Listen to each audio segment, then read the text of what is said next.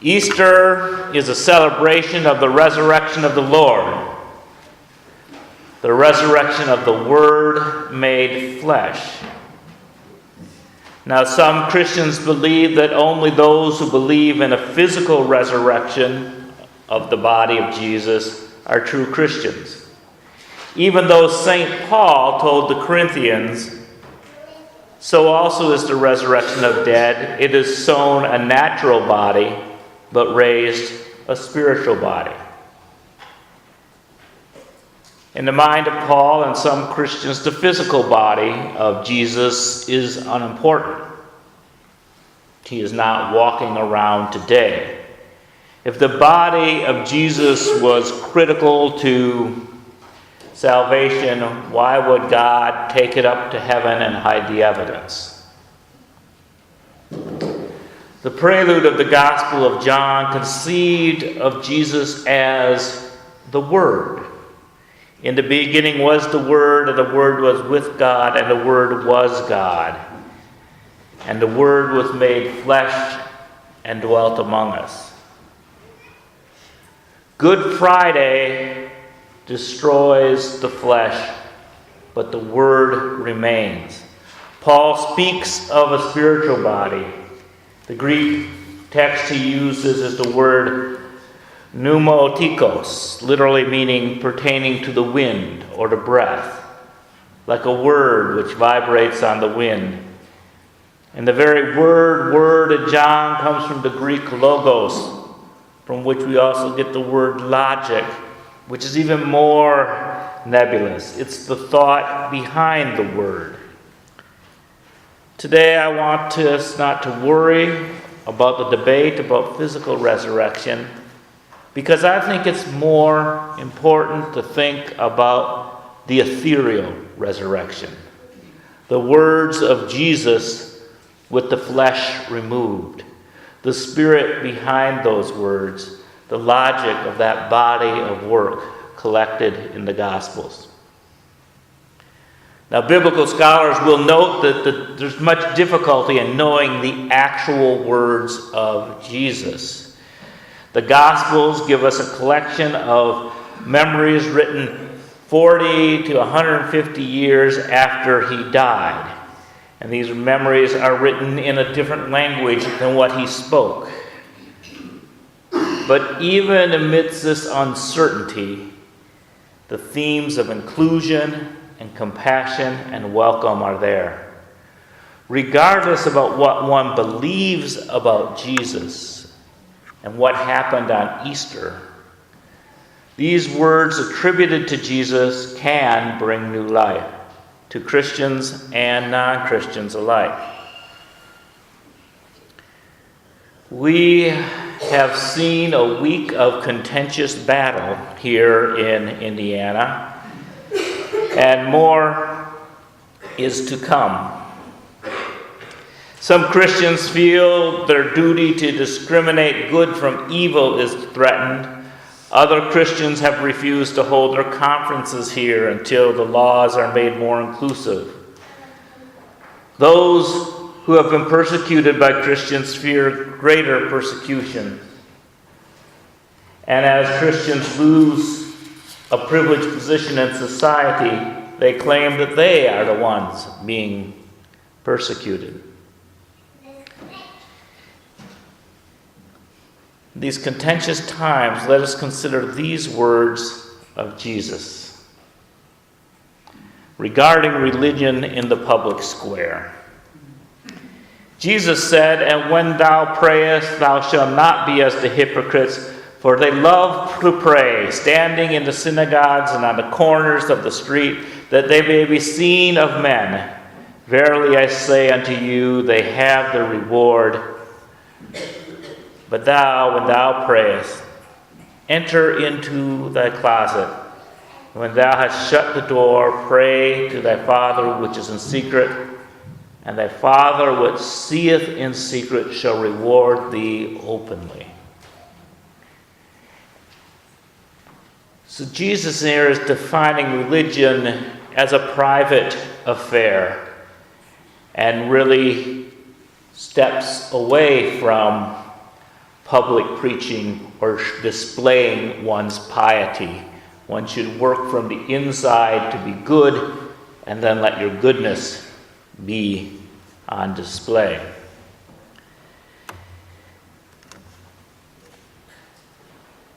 We're in the midst of this debate about defining religious freedom and personal freedoms. And we've seen people pray publicly on both sides of the issue. When I went down to protest, I made sure I was wearing a stole. Religion and politics is a delicate mix. Each of us as individuals have a right to encourage our ethics to become public policy. And our ethics are often extensions of our religious beliefs. But where does one begin and where does one stop? Our nation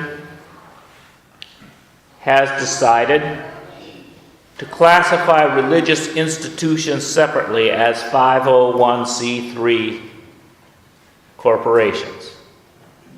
And as 501c3 corporations, we as religions have some liberty to discriminate. That you as Unitarian Universalists cannot be compelled to hire a Pentecostal minister as your minister.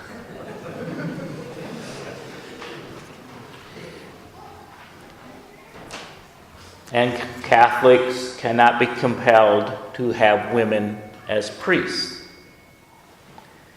And so there is a certain freedom there. And because of that freedom, we have also accepted limitations. Though I may speak on ethical issues and of the day, corporations, 501c3 corporations cannot endorse candidates or political parties.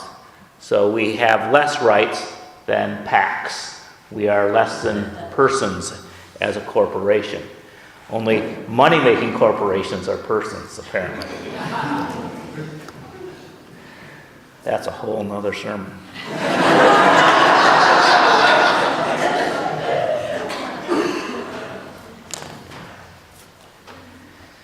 But public businesses need to serve the public because everyone pays taxes for the street where that public business is. And if we choose to make our views public as an owner, we must be willing to accept the public criticism of our views.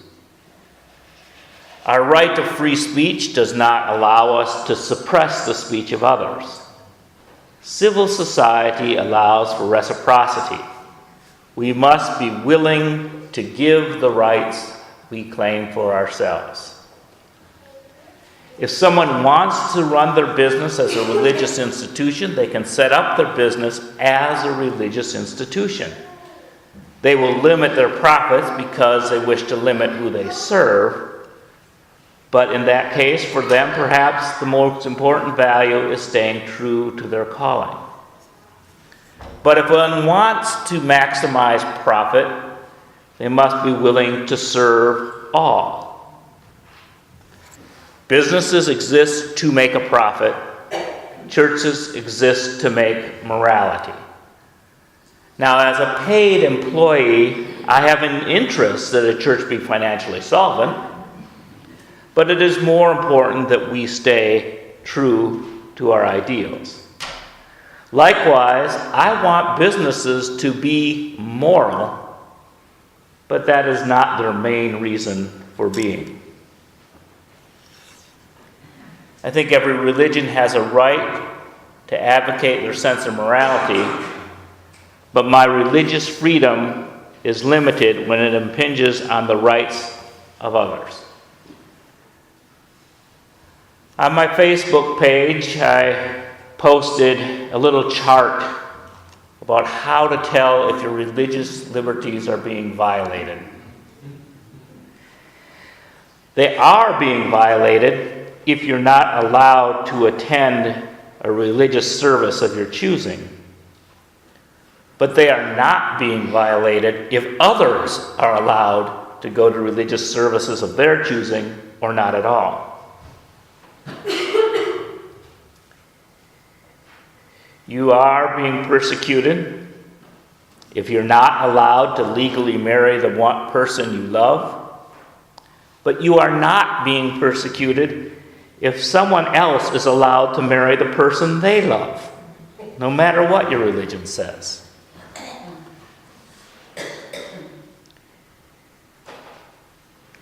Your rights are being violated if you are not allowed to teach children creation stories of your faith in your own home.